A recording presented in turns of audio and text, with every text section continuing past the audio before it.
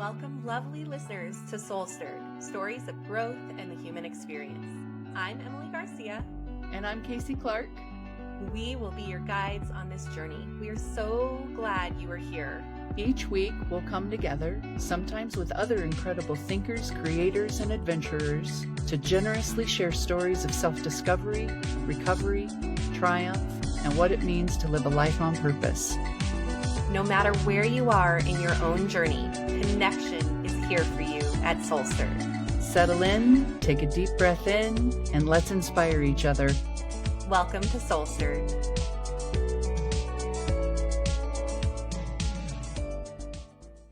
Welcome back, SoulStirred listeners. Today, we are here with Matthew Gould, who is an executive coach, mediator, and passionate leadership facilitator. Matthew is also a friend of Kasey's from a leadership coaching program. We're so excited to have you here today. Welcome, Matthew. Hi, friend. Thanks for having me. Good to be back. I know hi, Kasey. We've tried a couple of times and yeah, third time a charm. You're right on time. Thank you for having me. All right, Matthew, tell us a little bit about yourself and your background. Yeah, my background, I've been in sales all my life.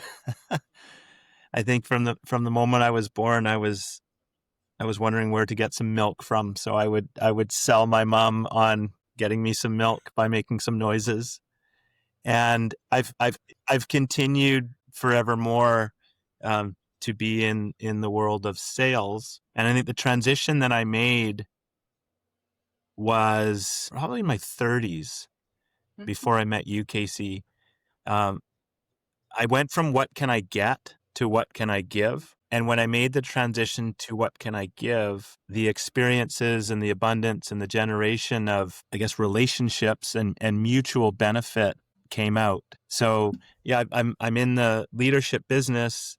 And what I mean by that is I think similar to you, Emily and Kasey, we're in the relationship business, trying to give to each other for mutual benefit. I love that you started off saying you were trying to get milk, because it really is like, okay, as a kid, what are the things that led you to where you are now? And part of that is the relationship business, the relationship of trying to get milk with your mom and currently. Yeah. I know that may be a weird example. As I went into business and I was selling cell phone, well, I started with a paper route and then a tennis business. I was coaching tennis on public tennis courts and then lawn cutting. And it just continued to go. I was doing it to get money, which is, we do live in an economic planet, and versus giving of a service, helping my tennis students get better at tennis. When I made a transition to focus on what they were going to get from what I was giving, this idea of we had the same vision of the future. That's the transition that really helped me and help others be in relationship with me. And then when I met Kasey at a leadership program, what is it, 2018? We graduated 7 in years ago. 2019, started in 2018. So 7 years ago, I was continuing wanting to hone, how am I showing up? What can I give? And what can I co-create with someone else? And so I'm in that business, and it's a forever journey. I used to think once I became number one at selling, it was all about me. Once I became number one at selling, and now I'm on this continuous journey, and that's what I'm helping others try to connect to. Is this how can we continue to contribute to a mutually beneficial future? I'm super curious. I have two questions. It's a two-parter. What happened in your 30s that was like the impetus for the change from what can I get to what can I give? And then part B is, what did you learn when you got to leadership about where you were at in that journey? Great. Mid 30s, I am very competitive, and I was comparing myself to my more successful friends. And once again, it was about me. I was making it about me. And I was just getting past. And my ego was getting hit, and my results were just flatlining. And in other words, I believe I had reached my maximum capacity of trying to do it on my own, and it was getting tiring, and the law of return was lower. And so I made a shift to, as I said earlier, being in relationship with someone versus competing against someone, including being in relationship with myself, and taking a look at, okay, what is it that I'm doing and what is it that I'm not doing that could create an even better experience? So I wouldn't quite say I was lonely. I was limited, and I was the limit. I'd reached my limit of doing it on my own. Did you figure that out on your own, or did someone help you and support you to go, okay, competition versus doing it for someone or with someone? Yeah, probably a combination, Emily, of a self-assessment, having a vision of the future that I wasn't reaching, and then my wife's been incredible with giving me feedback. I had a business mentor who gave me feedback. I had a very impactful person in my life. His name's Mike Trotman. He gave me some feedback. So yes, on my own, because I had a destination in the future I was trying to reach. And then I had some people who were willing to give me feedback.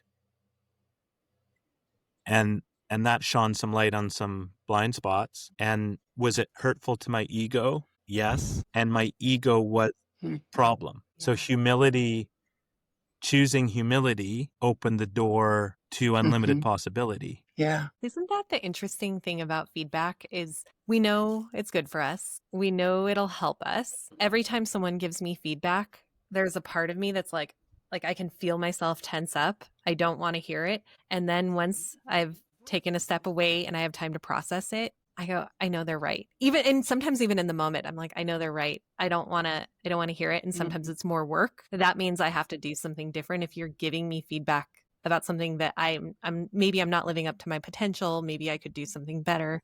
Yeah. It is a mixed bag. It's needed and it hurts in the process. Achieving anything, I'm going to answer Kasey's second question. Achieving anything worthwhile, is my perspective, requires blood, sweat, and tears and blisters and discomfort. If you've been to a gym before, you know what I'm talking about. There's the easy workout where you don't achieve much. And then there's the one where you actually rip your muscle and it's painful. And that's what's required for your future vision, your future desired state. So to Kasey's question about what did I learn at leadership and what was the turning point there was an exercise we did, which was we're in a room with, let's say 20 people, Kasey, and it was about our unintended impact. And people just sat there and you sat in the front of the room and people just gave you feedback about your unintended impact when you show up a certain way. So for listeners, that might be perceived as negative feedback. And what I've learned through that program is feedback is a gift if you're trying to achieve, I'm going to be repetitive, a future goal. Because if I'm not in alignment with a future goal, I would want that feedback from you, Emily. I wouldn't want you to let me continue down a road that was going to lead away from what I'm trying to achieve. And if we're in relationship, what we're trying to achieve together. So feedback to me through that leadership program became bring it on. The keep doing what you're doing variety, because it's helping us together reach our goals. Stop doing this because it's not helping you reach your goals. And consider making this adjustment because it will help you reach your goals. So yeah, I learned in the leadership program that I have a lot of unintended impact that's negative. And when it's anchored to what do I want to be known for and what do I want to create in relationship with others, I now love it. I love the feedback. It still stings at times. And it's worth the sting. Yeah. Got to get uncomfortable if we want to grow. And I would just add on the note about feedback, there have been a small handful of people in my life who I describe as follows, who loved me enough to tell me the truth, who were more concerned with my growth and possibility than they were with hurting my feelings. And their own. Yeah. I respect and value those people immensely. And I would also add, for me, one of the lessons since leadership is how much power do we want to give to feedback? There is room for discernment too. Who is it coming from? How is it being delivered? What is the message? And how much power do you want to give it? Yeah. Because there's an opportunity, I think, all of the time for humility wanting to be leveraged, of course, with confidence, because humility without a little bit of confidence becomes shame, Yeah. which can be a human stopper. But also not to let other people's opinions of you define you. Yeah. Yeah, there's an opportunity there. As you're talking, what comes up for me, and going back to 2018, people were giving feedback to me without necessarily knowing what I was going for, like what I wanted to be known for. So it was more, let's say you gave me feedback, which Right. you did. It might have been more your opinion of what you hope for me, Yeah. versus for you, Matt, for what you're trying to become. And because we're in relationship, we talked about connection earlier, connection to a future, like Emily, you and I, what are we trying to achieve together? Where are we going together? How do we want to do this together? Only if we know that can we give each other feedback about how we're proceeding. How are we doing relative to where we said we want to go together?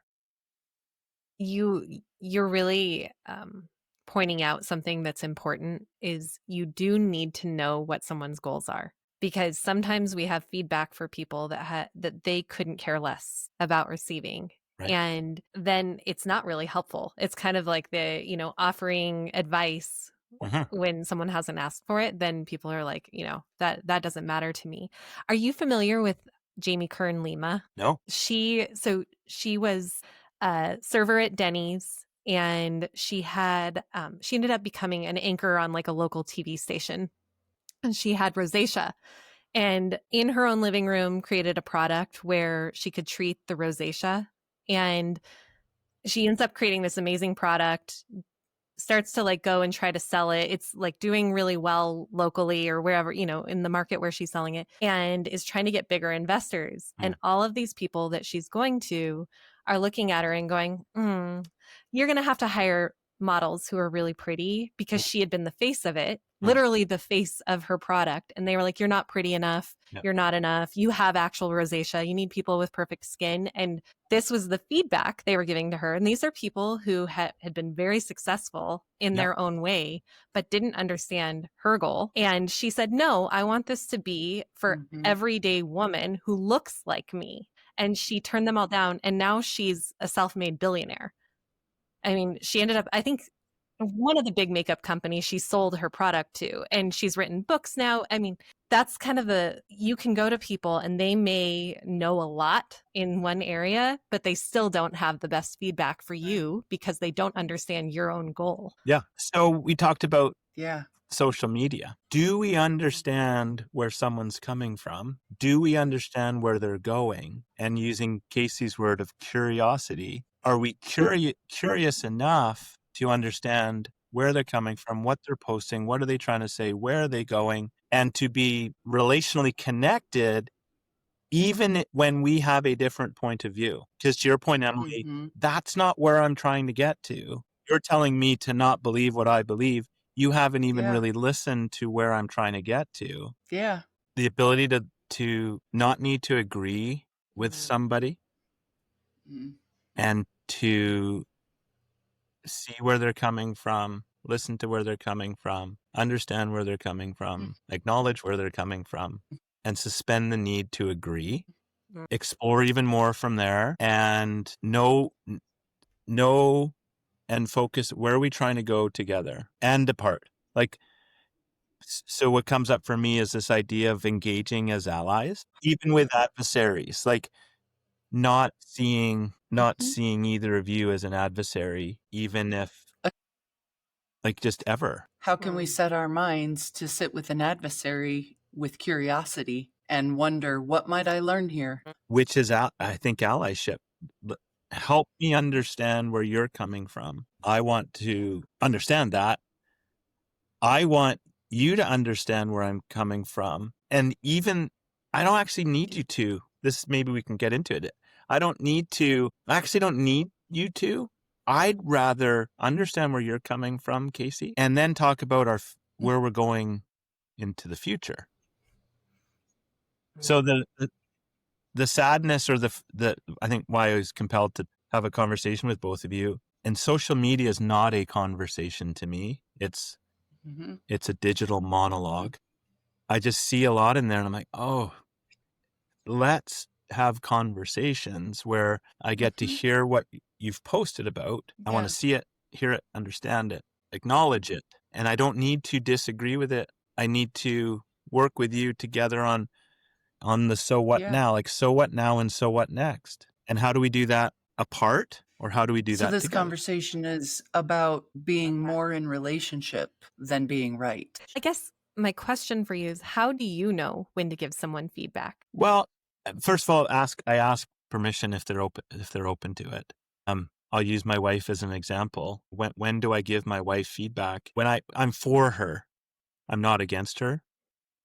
And I'm for our mutual success. And so if something's off, I will ask her if she's open to some feedback. I'll ask her if she's noticing what I'm noticing, or are you feeling the friction that I'm feeling? Sometimes she's not. And so rather than jump in and give her feedback about the friction, I'll start with, are you noticing what I'm noticing? And to me, I need to know what we're both going after to give feedback. Right. And I think the other thing, Emily, about feedback for me is that I've learned and grown from our time that Kasey and I had together and beyond that is feedback is not a complaint necessarily. And it's not blaming my wife for causing the friction. That's not feedback. That's an accusation. And so I would, are you noticing what I'm noticing? Remember what we're trying to get towards. Are you open to some feedback? And usually I start, Emily, with where is it me? What am I doing to contribute to the friction? What's something I can adjust to remove that friction? And often I don't need to then go to her and say, now here's what you need to do. I could ask her, what do you think you could do? I actually don't need her to necessarily make an adjustment because I'm part of the relationship. So when I have an expression, when I change my steps, I change our dance.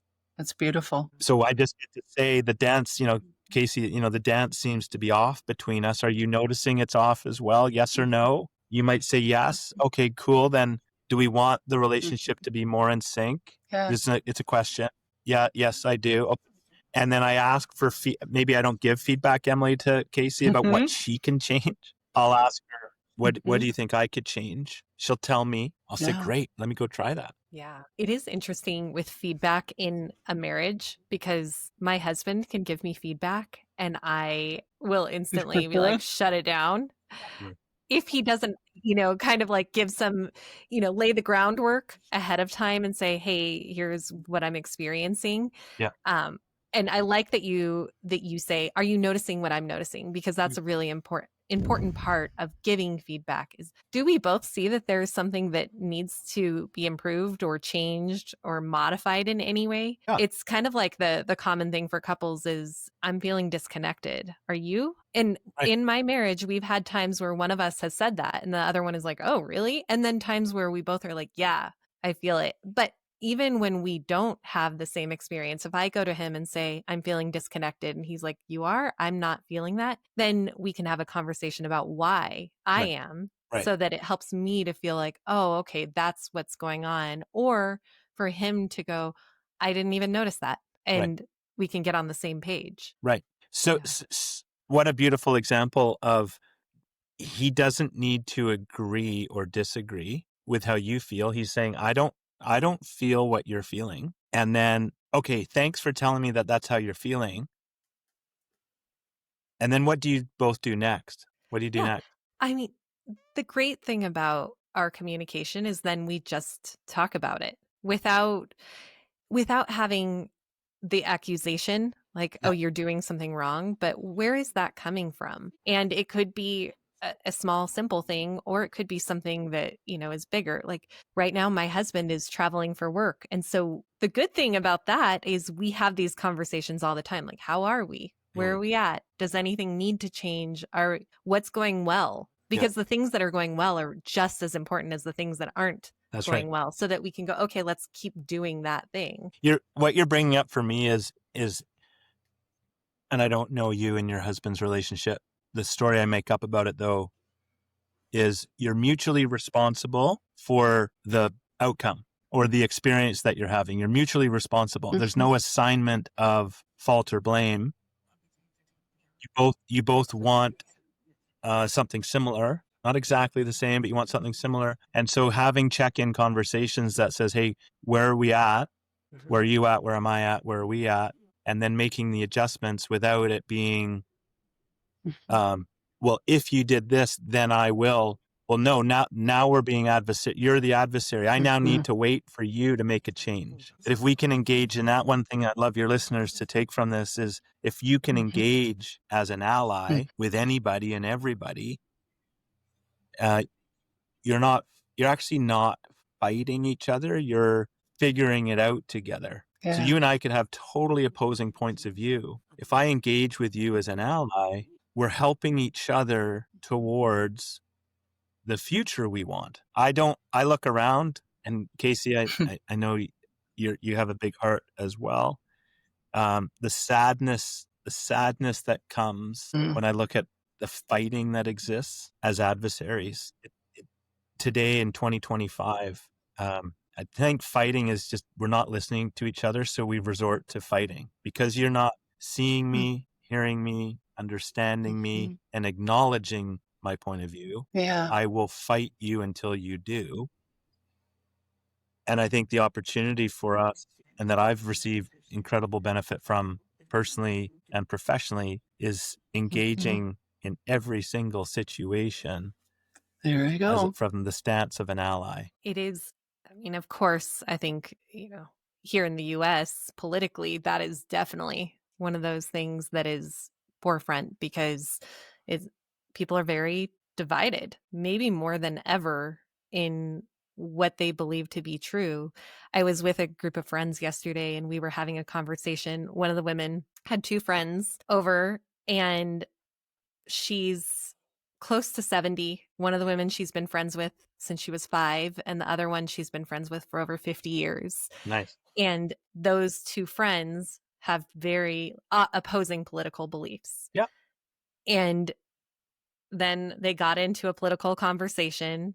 And my friend who was there said, I was just trying to stay out of it and just kind of watching the ping pong of their conversation. And then it got escalated. And one of the women said, I knew the two of you were going to gang up on me. And she said, I wasn't even saying anything. And that was her moment where she said, you know what? I'm going to go for a walk and I'd like it if one of you would join me. And so she took the friend out and they had a conversation. She said, we're all humans. And why don't we just talk about our shared humanity? Because what we can talk about, what you are talking about in there are all the differences. And no one is going to change your mind. You're not going to change her mind. But if you can talk about your shared humanity, then you can actually find that you can be together and enjoy being together. And they did. They went back in and they ended up having a long conversation about grief and the people they've lost. And that is the importance of being able to see other people. And you were saying earlier, not to agree with them, but also not to completely oppose everything they're saying, but just to see them and hear them. It's so important to see the humanity in other people. Yeah, to see the overlap. If you think of a Venn diagram, two circles that are overlapping, there's parts that don't overlap,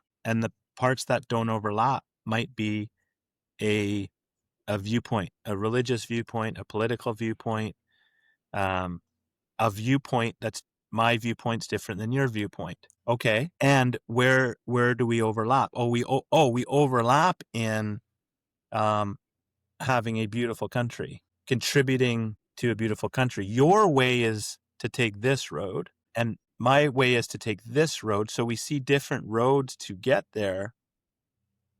And what unifies us is we want to get there. So if there's your way, Emily, and there's my way, we can debate that all day long. what's the third way? And I need to understand and be open to your way. I don't need to say it's the wrong way, because where does that gets us again in we're divided and we're fighting. And we're no longer listening to what could be really beneficial about some of the ways you think we should get to where we both want to get to. So if we together can believe in the future we're trying to get, where it's mutually beneficial for both of us, I believe there's hope for us to find a third way, a fourth way, a fifth way, and the way that we together can say, okay, and parts of your route make sense, and parts of my route make sense, and let's together journey there. I will say that I tend to be a person who can look at different perspectives and go, oh, okay, I get that. And then I get that. And sometimes that is a lonely place. That's the other side of it, is when you can see why people believe the things that they do, even if Yep. I don't agree with them. Yep. It can feel lonely because it feels like people are very polarized in what they believe. And it might be a self-imposed lonely place that I think, oh, well, I don't even know who to have a discussion with this or about this with, who to have a discussion about this with, but that I can see things and I go, okay, well, that's why that person believes that. And that's that route they're taking. And I see that route, even if it's not the route I'm on. But it feels like people who I maybe agree with more want me to fully agree with them and call that person out and tell them they're completely wrong. And that's where it feels lonely. And look at the word you're using for our listeners. The word agree is I think what's causing some problems. You need to agree with my point of view, and if you don't, then I cancel you out, or we fight. And I'm not listening to your point of view because you're not even listening to mine. It's not about it's actually not about agreeing. That's where we're getting into a lot of trouble. That's where in my life and in the businesses that you mentioned, I'm a mediator. I'm a step before a mediator. I'm trained as one. I like pre-mediation, where when there's friction, when there's turbulence, I love to get into conversations and say, okay, what are the adjustments that need to be made to move through this turbulence? And some turbulence is really good because we get a better outcome through some friction. And that's where I'm finding people are stuck in, well, you don't agree with me. And if I let you talk longer, Emily, if I actually let you talk longer, it's stacking your argument. So I better cut you off, because you might have a compelling case here that I might to start to agree. That's going to now make my position seem weaker. And so I'm not willing to do that. So I'm going to cut you off. And so it's the word agree. I have grown and learned and help teams learn the benefit of, hey, Emily, I see where you're coming from. I hear where you're coming from. Actually, now that you've shared enough, I understand where you're coming from. And I just want to acknowledge your perspective on this issue. If we can do that, what I've noticed with teams is the other person, it's the law of reciprocity. So the other person will say, okay, well, Matt's seen me, heard me, understood me, acknowledged me. Maybe I'll do that to him now. Like, maybe I'll listen to where he's coming from. I've noticed that teams actually start to do that because the scale has like, I think we look to balance the scales in general. And so if I can fully allow you to express yourself and where you're coming from, back to the marriage idea, if you're feeling disconnected from your husband and I happen to be your husband and I fully let you express why you feel disconnected, there's going to be a lot of information that comes my way that will enable us to look at where we need, like what we're both trying to get to together. I don't need to agree with you. I just need to hear you and understand you. And if I do that, I think there's a high likelihood, and it happens in many cases, where you then would turn to me and say, what about you? Yeah. Yeah. When you've fully been heard, when someone lets you without cutting you off, say, here's everything I'm experiencing, that feels really good. And I agree. There it is. I agree that people are more likely than to want to hear what you also have to say. Tell me a little bit more about when a business would bring you in to do that type of work with them. Yeah. So in leadership development, when people are looking inward and it's not quite infighting, Emily, but when people are more focused internally than they are on collaborating together to get to achieve what they're trying to achieve with their purpose, in alignment with their values, and in alignment with their KPIs and metrics. They're bringing me in when they're meeting that resistance that is unhealthy resistance, and under the banner of leadership development. And I'll get in with the team and have conversations like this and offer them my observations if they're open to it. Back to the idea of feedback. Are you noticing? Here's what I'm noticing. And we spend time on where they're trying to get to together. And then the first place that I have developed a skill in is ask them to look at themselves. Where are you individually contributing to this friction, unhealthy friction? And then what adjustment can you make individually? And I tell you, the resistance I get from that, it's not me, it's Kasey. It's not me, it's the technology. And having the skill to say, okay, yes, and where is it you? What are you not saying that you could be saying? Where are you being too flexible, where you could have more of a boundary? Where do you have too much of a boundary that you could be more? So self-reflection, back to when Kasey and I met, that leadership program was a lot about self-reflection on how are you choosing to show up and be in relationship with what is. So yeah, teams are bringing me in when they're putting more energy and resources into each other versus energy and resources in collaborating towards their purpose and their values and their goals. That's a really important thing that you're doing.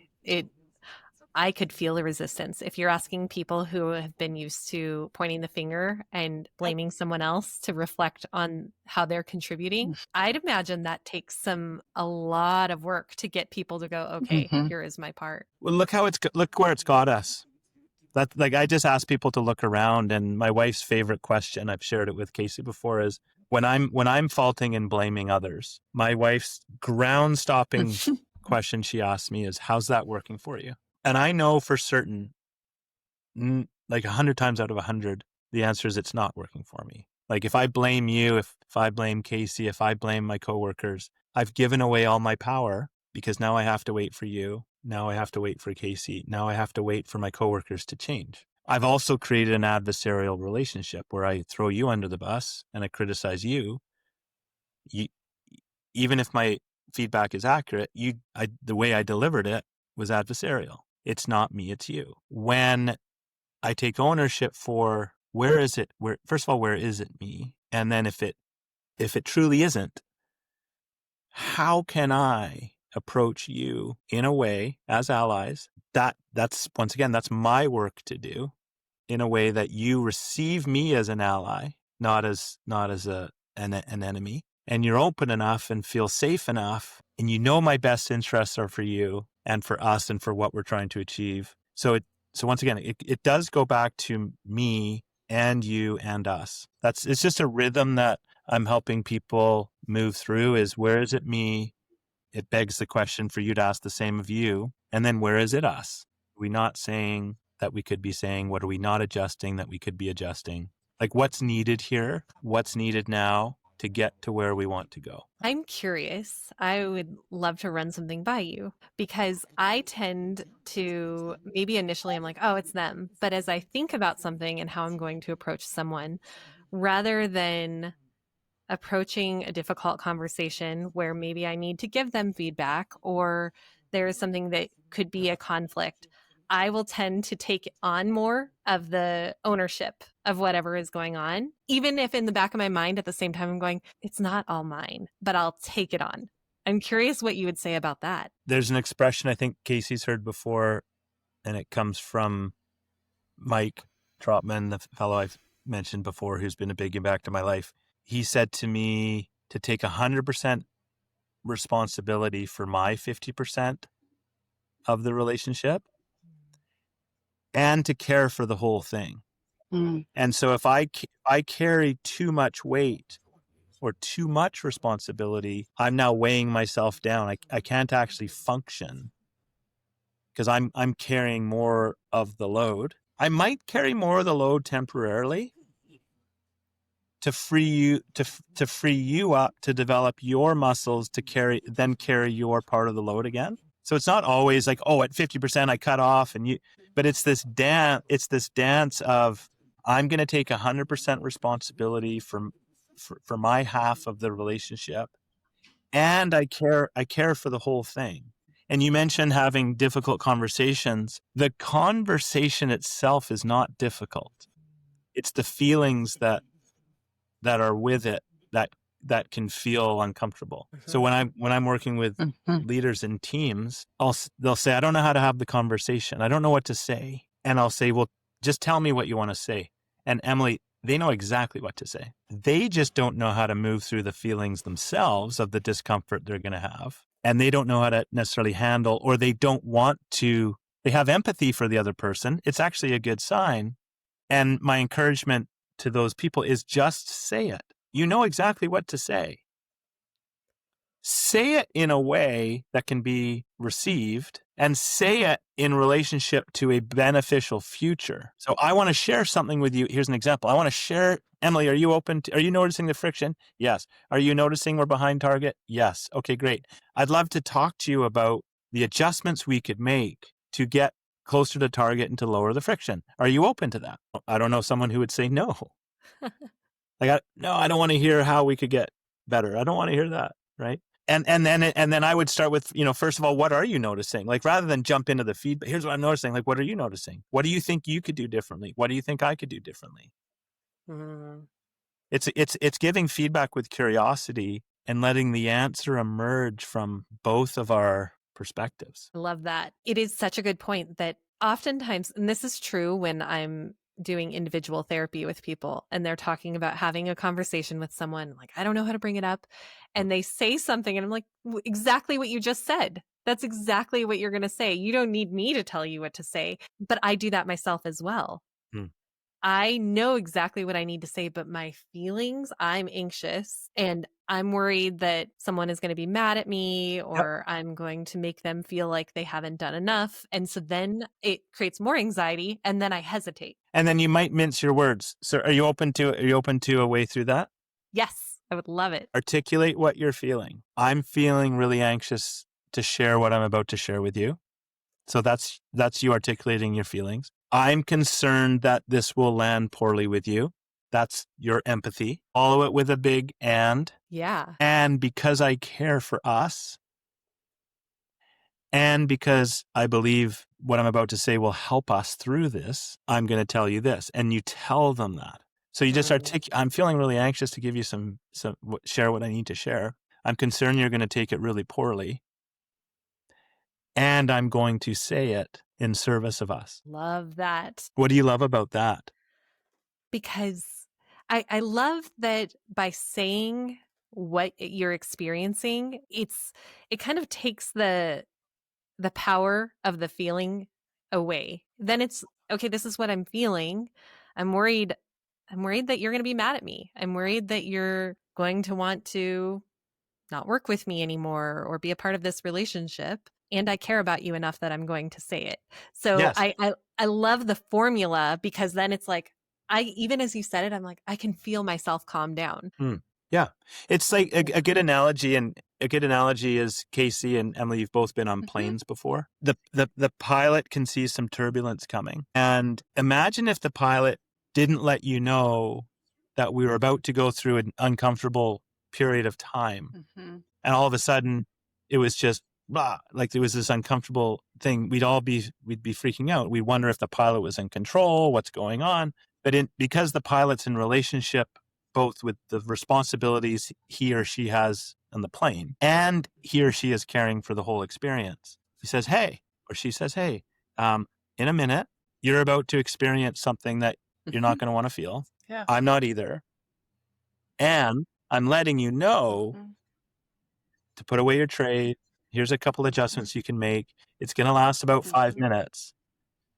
And it's for our best benefit to go through this turbulence, because going around it is going to, like, there'll be more issues if we go around. So we're going to go straight through it together. So it's the key word, the linking word is and. I feel uncomfortable sharing this with you, and I believe you, Kasey, you're going to feel uncomfortable receiving it. And I'm bringing it up because I care for where we're trying to get to That works in together. relationship too, by the way. We can do a quick relationship design where I can come to you as my partner and say, hey, look, it's about to get bumpy in here. Are you willing to ride the ride with me? Yeah. I'm having some big feelings and I have some things to say, and it might not be easy for you to hear, but I just really need you to listen. Are you willing to do that with me while we ride the bumps? Yeah. Because if you're not, there's a really big, like the ride will disconnect. Like there's going to be a really big bump. But no, you're at choice. You don't have to agree to ride the bump with me, but then I might take my bumpiness and go find someplace else to give it, and that's going to be a consequence for us in our relationship. And so let's talk about that. Yeah. There's a real I love how you're saying that. It's a mutual, it's not shutting down the feelings. It's being in a relationship where we can share our feelings, we can share our point of view, we can share what's big for us that might be small for someone else. But because we're in connection, because we're in a relationship, there's a mutual respect that says, I'm going to share it. Not at you. Think of a kettle, a boiling kettle. If a kettle, and you're the kettle with the big feelings, if you release the steam and aim it at me, you're going to cause 3-degree burns, or whatever the degree burns of me. You're going to scold me. Versus, hey, I'm about to let off some steam, so move back a little. I need to let off the steam to let you know I'm done. Like I'm actually done with this situation. I'm going to let it all out. And once it's fully expressed, together we can fill it back up. What you're saying is so important, because I'm going to let my steam out, not at you, but with you. Yeah. And just the one little change in that word and perspective, also your practice of not taking things personally. For me, this perspective comes up that goes, I'm about to give you a precious gift. I'm about to share my feelings with you. Are you able to hold that with me? Because it's precious, and I don't let it out with everybody, but I'm choosing you for this adventure. Yeah. So that full expression, Kasey, of how you feel for our mutual benefit. To get us both to the destination we seek, that place we both want to go. Yes. Yeah. Yes. So don't get too close. The steam will burn your skin. Just let me express myself. Yeah. I'm at my boiling point. That's all you're saying. I am at my boiling point. And if I was in a relationship with you and I said, oh, you got to be tougher, you're like, no, you didn't. No, I'm about, no, like, don't tell me that your boiling point's here and holding my hands higher and lower. Like mine's here, yours is there. No, we're talking about mine right now. Like, so just our ability to go ahead, let off the steam. I just need to not attached to it. Well, don't you find there's some like trickery in this whole agreement about not taking things personally? Because it's like there are times when it's not at all about you. I just need to express a feeling. But then there are also times when it's totally about you, to find what is your part and take responsibility for your impact. And so that sort of discernment, I think, is where the leader lives. And all of us. Yeah, you're referencing the book from the 4 agreements. Each of those agreements, we will take something personally because it is personal. And how can we express it in a way that we don't place it now on someone else? Yeah. I'm taking it personally. I've noticed I'm taking this personally. I'm going to express it like I'm taking it personally because I am. And I'm doing it because I don't want to be just so solely focused on me. Yeah. I know you've said that when we've talked to you in the past, is the 4 agreements are great, and they should be, yes, I'm going to take it personally, and then. And so each one of them is an and then. That's where the agreement is. Yeah, I think it's like one of them is after. I love that, Emily. You remember that? After you make an assumption, don't. Or after. After you make an assumption, check it, test it. Yeah. What am I assuming? Yeah. Get it verified. What has me assuming? Hey, yeah. So I'm assuming you're pissed at me because of your facial expression. I'm now going to test it as a hypothesis. Hey, Emily, based on based on what I'm noticing. Are you mad at me? No. Yeah. Right. And it's like, oh, because of your face. Like I notice your face and you're like, oh, that's my thinking. That's just my thinking face. Oh, okay. I made an assumption you were mad. Oh, thanks for checking. No. Yeah. Yeah.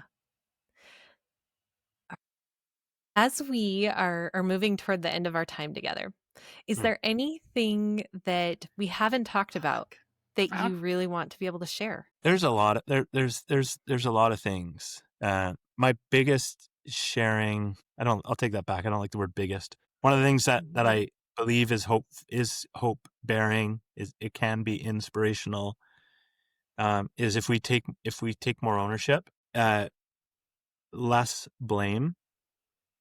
So instead of where is it Emily, like where is it you, start with where is it me.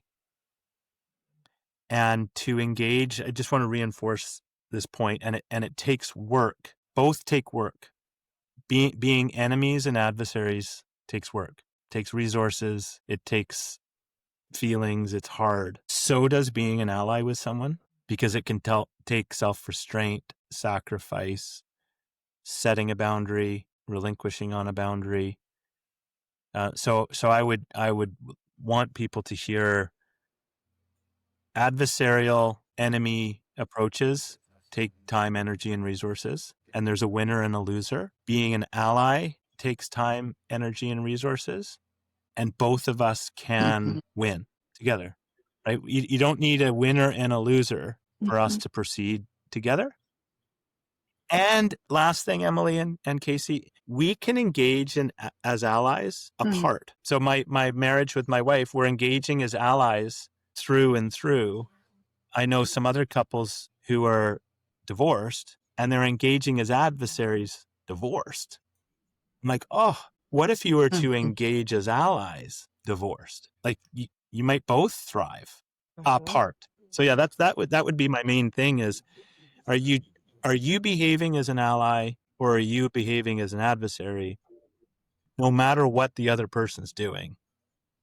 I believe one of the answers is no matter what they're doing, enroll them as an ally, because you have more influence when you're on the same team, and you can use your resources more effectively when you're on the same team. I love that.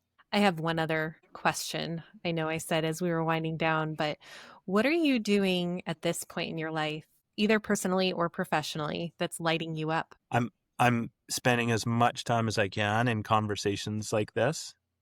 Just spent some time, as I said, on Salt Spring Island, engaging with some friends. We've been friends for 38 years and having these conversations, learning from them about their point of views, sharing mine. So and I'm a father of 3 sort of adult kids, 23, 21, and 18, having conversations with them. So what lights me up is engaging in real conversations off of the digital world and just exploring and learning with people. Like it lights me up. Yeah. I'm playing tennis. I'm having recreation as well. What lights me up the most is contributing to these minor adjustments we can make together and apart. It just lights me up all day long, Emily. Yeah.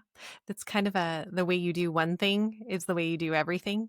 And there are all these things that are going on in your life that are about connection, because even at the beginning of this episode, you talked about tennis and how that was about other people and coaching them and helping them. And so it's like, whether it's with friends or family, professionally or in tennis, it's about connection. Yep. Yeah.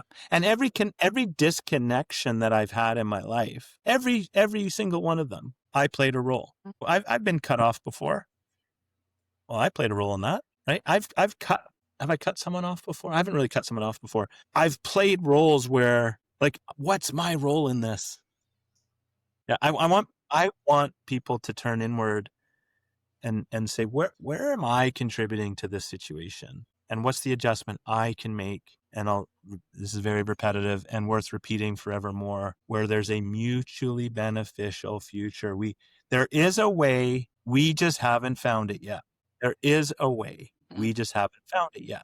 So let's keep finding it together, and we can also find it when we're apart.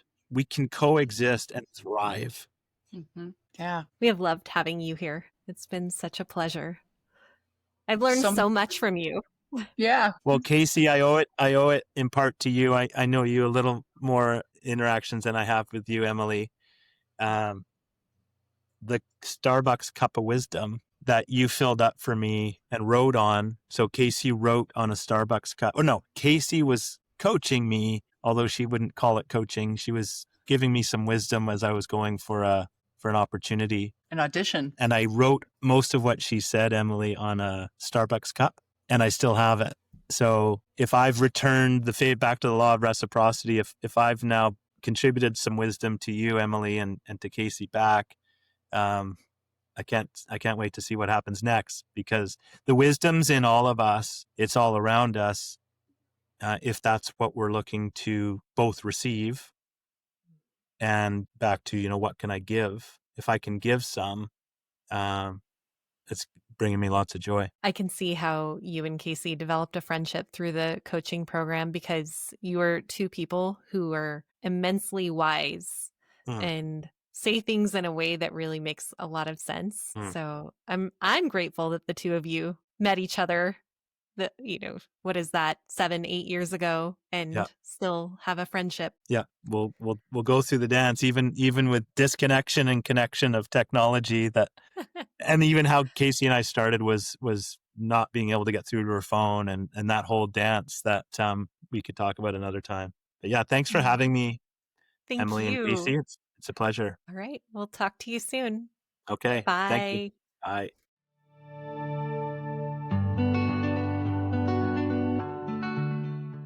SoulStirred listeners, thank you so much for joining us today as we bring you stories of growth in the human experience. We appreciate you, and we have a request for you. If you will take 30 seconds to do these 3 things for us. 1, follow or subscribe to SoulStirred Podcast. This makes sure you never miss an episode and helps us to make sure you never miss an episode. Head over to your preferred platform, click the SoulStirred Podcast show page, and click the plus sign or the follow button. Second, we'd love it if you could give us a 5-star rating while you're there. Finally, choose your favorite episode and share it with a friend. We are so grateful to all of our listeners for your continued support helping SoulStirred grow and ultimately inspire others through authentic connection. Don't hesitate to reach out with ideas, stories, or questions. We are always eager to hear from you. Our email and social links are found in every episode's show notes. Until next time, keep stirring your soul and embracing your journey. Take good care of yourselves and of each other. Bye-bye.